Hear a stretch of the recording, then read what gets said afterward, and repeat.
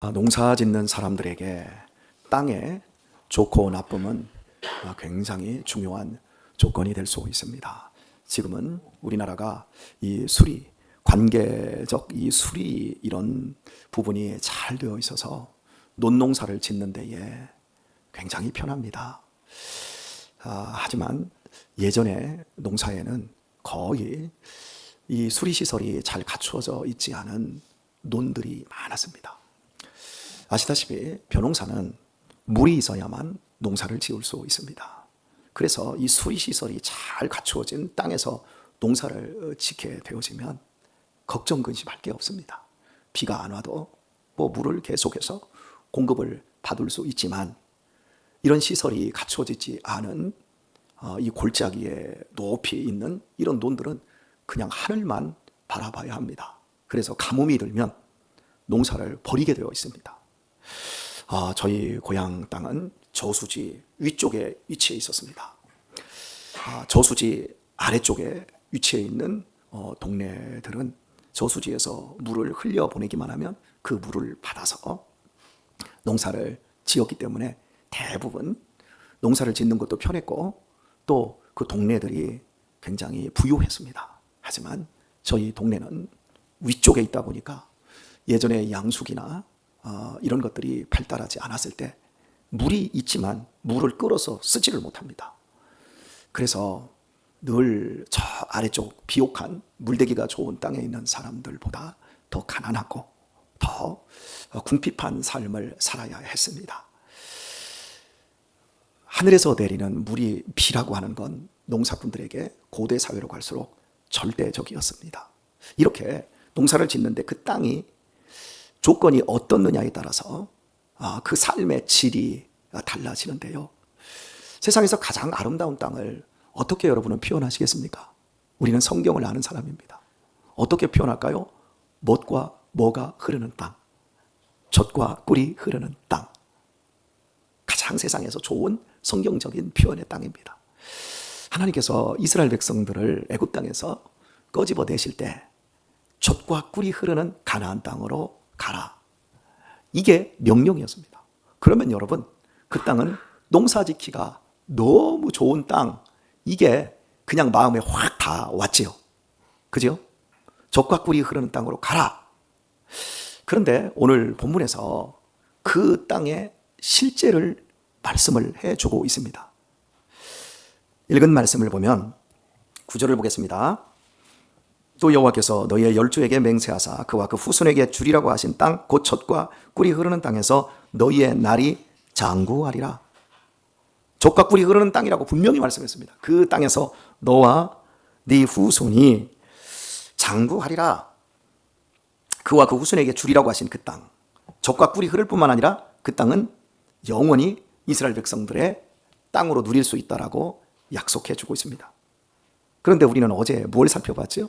그 땅에 들어가서 모든 명령을 지켜야 된다. 그리하면 강성할 것이고 얻을 땅에 들어가서 그것을 얻을 것이다 라고 말했습니다. 그리고 나서 오늘 그 땅을 다시 한번 이야기하며 너와 네 후손이 젖과 꿀이 흐르는 그 땅을 영원히 차지하게 될 것이다. 그리고 나서 10절을 보면 그 땅의 특징을 정확하게 말하고 있습니다. 네가 들어가 얻으려 하는 땅은 네가 나온 애굽 땅과 같지 아니하니 거기서는 너희가 파종한 후에 발로 물대기를 채소밭에 댐과 같이 하였거니와 너희가 건너가서 얻을 땅은 산과 골짜기가 있어서 하늘에서 내리는 비를 흡수하는 땅이요. 땅을 비교해 주고 있습니다.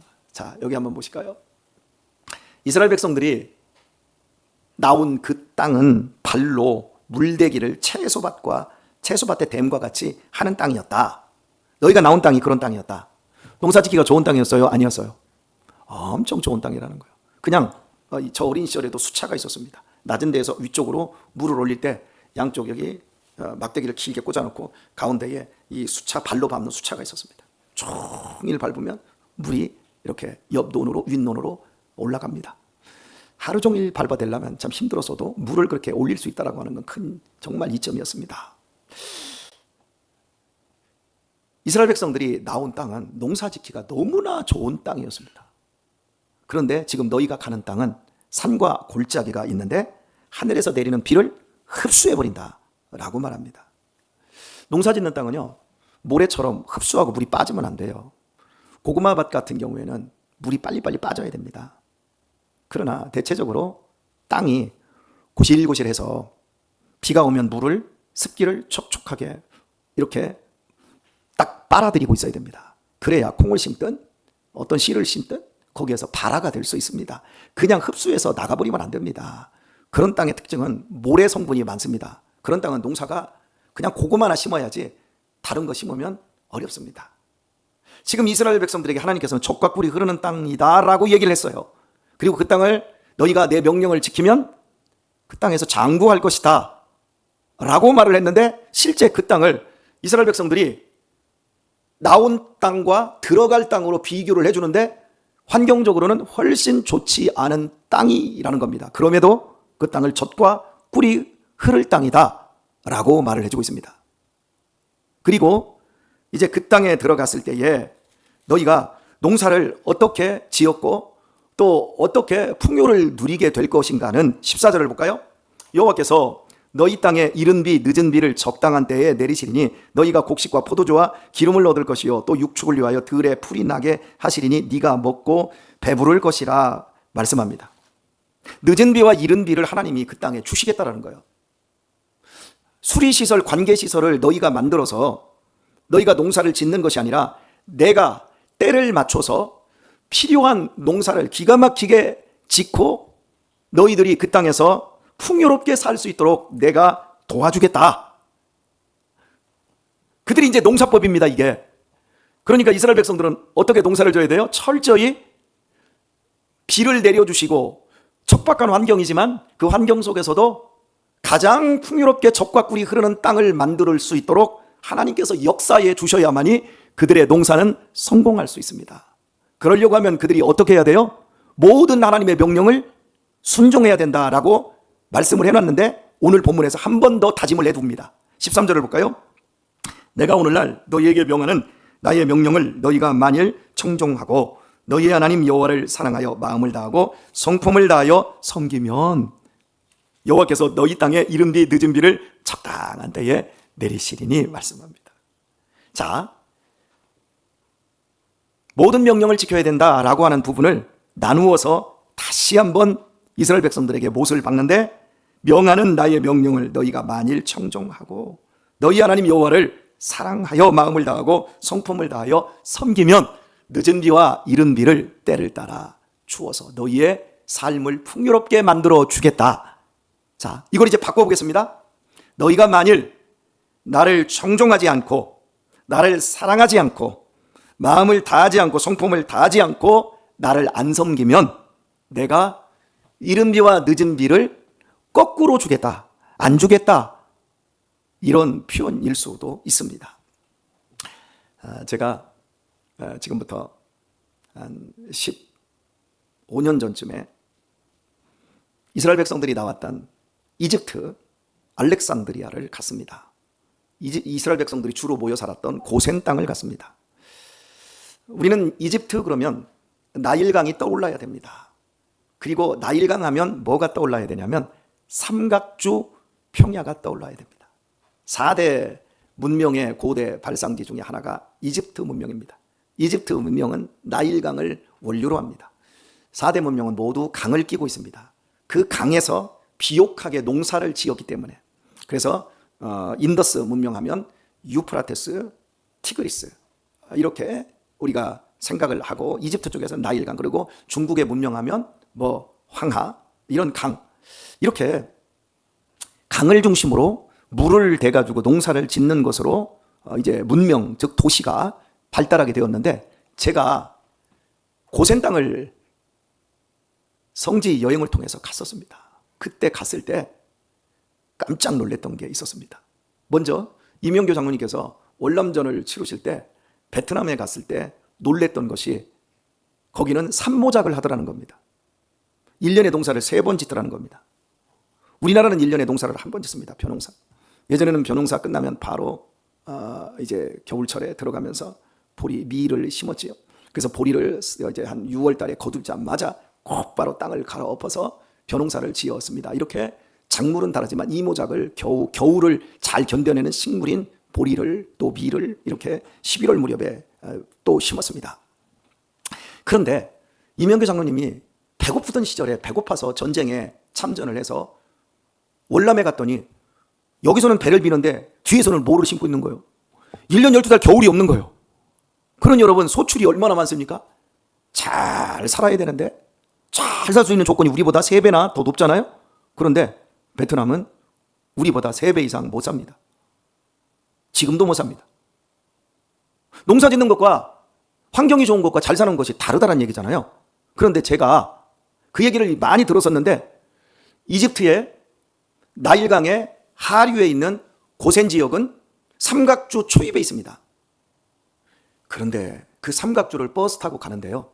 자, 여기서 대전까지 가다 보면 제일 먼저 우리가 보이는 게 이 고속도로를 딱 진입하면 평택뜰이 보이고 평택뜰 저 위쪽으로 왼쪽부터 서운산이 보이고 위례산이 보이고 성거산이 보이고 앞쪽에 광덕산이 보이고요. 아니, 광덕산이 아니라 영인산이 보이고요. 그 영인산 우측으로 광덕산이 보이고 광덕산 그 왼쪽으로 합덕에 있는 그 산이 뭔지 생각이 갑자기 안 나는데요. 예, 이 산이 쫙 보입니다. 그리고 천안을 딱 넘어가면 그때부터 독립기념관 그쪽으로 넘어가면 막 골짜기로 해서 막 산을 막 넘어가야 됩니다. 그게 자령산맥을 이제 굽이굽이 돌아가는 이게 모퉁입니다. 그리고 자령산맥을 넘어서 이제 신탄지 쪽으로 들어가지 않습니까? 그러면 거기에 넓게 대청 호수에서 내려오는 금강이 있습니다. 그걸 딱 넘으면 대전으로 넘어가는 겁니다. 그리고 대전에서 왼쪽 서대전 쪽으로 해서 딱 넘어가면 이제 옥천 쪽을 향해 갑니다. 그럼 거기서부터는 계속 산입니다. 옥천 넘어가면 이제 산이고 거기서 영동, 황간 계속 산 넘어갑니다. 김천 넘어가는데 김천을 넘어가기 직전에 추풍령이라고 하는 엄청난 고개를 넘어가야 됩니다. 이렇게 부산까지 가면 김해 쪽에 갔을 때 평야지대가 펼쳐지고 나머지는 산 이렇습니다. 그런데 말입니다. 우리나라는 산이 70%입니다. 제가 버스를 타고 알렉산드리아에서 고센을 가는데 여기서부터 대전까지 갑니다. 그 정도 거리입니다. 가는데 평야지대가 쫙 펼쳐져 있습니다. 가면서 지평선이 보입니다. 지평선인데 끝이 그냥 다 논입니다. 일정합니다. 그 수로가, 자 보세요. 여기가 논이 하나가 있습니다. 논이 엄청 큽니다.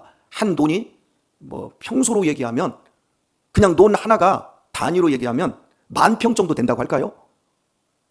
그냥 논 하나가 10,000평이에요. 그리고 거기에 그냥 평평합니다. 그리고 그 옆으로 수로가 있는데 이 수로 크기가 정확하게 우리 교회 정도 많습니다. 이 수로가 그냥 끝이 없이 이게 쫙 펼쳐집니다. 그리고 그 옆에 또 10,000평 이상의 논이 펼쳐집니다. 그리고 그 옆에 또 수로가 있습니다. 수로가 바둑판처럼 연결되어 있고 바둑판처럼 밭이 들어 있습니다. 얼마나 비옥한지. 그리고요, 저는 세상에서 그렇게 큰 바퀴를 못 봤습니다. 아직도. 거기서 본 바퀴가 한 2층 이 정도, 2층 정도만한 그 바퀴가 양쪽으로 2개가 있고 그 가운데에 이렇게 뭔가가 달려서 이쪽하고 저쪽하고 연결해서 쭉 하고 가는데 약을 치는 것 같아요. 그 기계를 저 처음 봤어요. 그리고 여기서는 이제 물을 주면서 이렇게 약을 치면서 가고 있는데 저 옆론에서는 트랙터가, 아니 콤바인이 벼를 베고 있습니다. 그리고 바로 그 옆론에서는 이양기가 모를 심고 있습니다. 거기도 산모작이 가능합니다. 물이 풍부하죠. 여러분, 여기서부터 대전까지 가는데 그냥 바둑판처럼 논밭이에요. 어마어마합니다. 제가 그걸 보면서 이런 땅에서 살던 이스라엘 백성들을 하나님께서 끄집어내서 어디로 보냈어요? 적과 꿀이 흐르는 가나안 땅으로 보낸다고 얘기하는데 중간에 어느 땅에 있었어요? 사막, 광야에서 40년을 지냈습니다. 그리고 이제 그들이 들어갈 땅 제가 소개하겠습니다. 이집트에서 시나이 반도를 거쳐서 에시온밸리 쪽으로 들어가서 이제 이스라엘을 들어갑니다. 그럼 이스라엘 땅은 어떤 땅이냐면 우리나라처럼 이런 평야지대는 샤론 평야 있죠? 샤론 평야가 있습니다. 그 샤론 평야의 크기를 말씀드리겠습니다. 여기 평택뜰 정도밖에 안 됩니다. 거기 그리고 나머지는 다 척박한 돌산입니다. 이스라엘 백성들이 자신들이 나온 환경적으로 너무너무 좋은 그 땅과 환경적으로 너무너무 척박한 땅을 비교했을 때 완전히 속았다, 이 느낌이 들었을 거예요. 그럼에도 불구하고 하나님께서 이런 환경적으로 척박한 땅을 젖과 꿀이 흐르는 땅이고 이 땅에서 너희가 마음을 다하고 목숨을 다하여 나를 섬기고 내 말을 청종하면 이 땅에서 늦은 비와 이른 비를 경험하며 너무너무 행복한 나날들을 살게 될 것이다. 그게 젖과 꿀이 흐르는 땅의 의미입니다. 도대체 하나님께서 무엇을 목적으로 이스라엘 백성들을 그 가나안 땅으로 이끌어 주셨을까요? 자, 오늘의 말씀을 맺겠습니다. 사랑하는 교회 여러분, 우리 솔직하게 여러분이 세상에 있을 때의 세상의 삶과 그리고 세상에 푹 빠져 있지 않고 원래부터 모태신앙인으로 어려서부터 믿음 생활 하셨던 분들이라 할지라도 저 세상과 교회를 비교해 보십시오. 어느 쪽이 젖과 꿀이 흐릅니까? 자, 오늘 순민이가 이 새벽에 이렇게 나왔으니까 오늘 순민이가 대답을 하면 좋을 것 같아요. 세상이 재미있고 즐겁습니까? 교회가 재미있고 즐겁습니까? 아니, 어디에 놀거리가 있고 어디에 돈을 벌 수 있는 기회가 있어요? 세상이에요. 비교 자체가 불가능할 정도로 우리가 빠져나와야 되고 우리가 구원받아야 할 세상이라고 하는 공간은 우리가 보기에, 우리가 느끼기에도 젖과 꿀이 줄줄줄줄 흘러요. 그리고 우리가 지금 서 있는 이 교회, 우리가 지금 건너가야 할 이 젖과 꿀이 흐르는 가나안 땅이라고 하는 교회 현실과 영적인 현실은, 보여지는 교회 현실은 보잘것없고, 그리고 보여지지 않는 영적인 영원한 약속은 하나도 손에 잡히거나 귀에 들리거나 눈에 보이는 게 아니거든요. 이런 상황 속에서 우리가 지금 어떻게 해야 될까요? 마더 테레사 수녀를 여러분 아시지요? 다 아십니다. 마케도니아에서 태어나서 영국에서 간호사 공부를 하고 18살에 인도의 가장 못 사는 동네, 너무너무 가난한 동네, 사람이 1000명 가운데 1명이 학교 갈까 말까한 동네, 태어나서 평생 흙 속에서, 똥통 속에서, 질병 속에서 사람답지 못하게 죽어가는 그 더러운 동네에 들어가서 80이 훨씬 넘기는 나이까지 그곳에서 환자들과 어린이들을 위해서 헌신하다가 죽은 성녀라고 부르는 마더 테레사 수녀가 1948년도부터 죽기 직전까지 51년 동안 일기를 썼는데 그 일기가 나의 일기라고 하는 책으로 나왔습니다. 그런데요, 그 일기에 어떤 내용이 써 있을 것 같아요? 나는 이 결거타에 돌아와서 하나님의 살아계심을 보았고 하나님의 역사하심을 보았고, 야, 하나님은 언제나 나에게 공급하시는 하나님이셨다, 이런 고백이 일기에 써 있을 것 같지요? 그 일기의 90%의 내용은 모두 다 부정적인 내용입니다. 하나님의 존재를 의심하는 내용입니다. 한번 좀 읽어드릴게요. 나는 믿어지지 않는다. 하나님의 존재가 오늘 의심스럽다. 하나님이 여기 계시지 않는 것 같다라는 느낌에 나는 오늘 또 미쳐버릴 것 같다. 어떻습니까? 평생을 헌신하며 그 가난한 동네에서 불의와 궁핍과 싸우며 희생의 삶을 살았던, 그리고 날마다 기도의 삶을 살았던 우리가 아는 거룩한 성인이라고 하는 마더 테레사의 수녀의 일기치고는 여러분 너무 우리에게 당황을 주는 거 아닙니까? 여러분, 우리가 느끼는 현실이 그렇다고요. 목사가 느끼는 현실이나 여러분이 느끼는 현실이나 목사가 세상을 보고 교회를 보는 현실이 똑같다고요. 우리가 영적으로 세상은 멸망할 것이고 결국 헛되고 헛되다라는 걸 우리가 알고 있기 때문에 우리가 지금 견디고 있는 것이지, 실은 우리가 느끼는 건 어떤 자리에 있든 간에 이 자리는 젖과 꿀이 흐르는 자리가 아니라고요. 대신에 환경적으로 젖과 꿀이 흐르지 않지만 우리가 영적으로 거듭나서 믿음의 눈으로 볼 때 우리가 하나님을 경외하고 하나님을 사랑하고 하나님을 의지하며 그분의 말씀대로 살아갈 때 우리의 삶은 우리가 생각지도 못했고 우리가 상상할 수도 없는 그런 일들로 하나님께서 우리의 삶에 부유함과 은혜와 능력들로 채워주신다고요. 그래서 결국 우리 자신을 만들어 간다고요. 여러분, 군대만큼 좋은 곳이 어디 있어요? 저는 세상에서 우리 남자들에게 군대만큼 좋은 곳이 없다고 생각이 되어집니다. 군대라고 하는 것은요, 피해야 되고 거기는 가면 안 된다, 많은 사람들이 돈 있으면 빼고, 빼겠으면 빼고 그런 식으로 하지만 제가 겪은 군대만큼 좋은 곳이 없어요. 군대는요, 이유 없이 욕먹어야 돼요. 이유 없이 기합받아야 돼요. 이유 없이 매맞아야 돼요. 이유 없이 부당한 대우를 받아야 됩니다. 아니, 이유 없이 부당한 대우를 받고 매를 맞고 욕을 먹고 이유 없이 기합을 받고 이유 없이 미움받는데, 목사님, 그런 군대가 뭘 줬습니까? 그것을 이유 없이 우리가 고난받고 이유 없이 아픔을 당하고 이유 없이 억울함을 당하는 걸 견뎌내보는 훈련을 할 수 있는 곳, 국가에서 돈까지 주고 먹여주고 입혀주면서 그 훈련을 해줄 수 있는 것, 그걸 우리가 받아보았기 때문에 나이 30 먹고 40 먹으면 깨닫습니다. 그래서 내가 이렇게 좋은 사람으로 강해질 수 있었구나. 여러분 이해하셨어요? 우리의 삶이 젖과 꿀이 흐르려면 우리가 하나님의 사람으로 온전히 훈련되는 방법 외에는 없는 거예요. 우리의 남은 인생이 복되기를 축복합니다. 우리는 끝을 알고 사는 사람 아닙니까? 마더 테레사 수녀가 부정적으로 늘 절망하고 하나님의 존재에 대해서 의심했어도 끝을 알았잖아요. 십자가가 우리에게 주는 끝은 영생입니다. 천국입니다. 그걸 보았고 그걸 믿었기 때문에 마더 테레사 같은 사람도 유혹에 넘어가지 않고 세상에 휩쓸리지 않고 승리할 수 있었던 겁니다. 오늘 환경이라고 하는 것으로 젖과 꿀이 흐르는 것을 착각하지 마십시오. 그런 현실은 없습니다. 큰 교회, 강남 쪽에 사는 그리스도인들, 여러분, 그건 젖과 꿀이 흐르는 게 아니에요. 속는 거예요. 이 교회가 오늘 우리에게 군대와 같은 역할로 우리 자신들이 훈련되어야 합니다. 그러면 유혹에도 이길 수 있고 시험에도 이길 수 있고, 그래서 우리 자손과 함께 오래도록 하나님이 주신 땅에서 복 있는 행복한 삶을 살며 하나님의 뜻을 이루어 드릴 수 있을 것입니다. 이 은혜가 우리 사랑하는 교우님들에게 열매 맺어질 수 있길 우리 주 예수님의 이름으로 축원드립니다.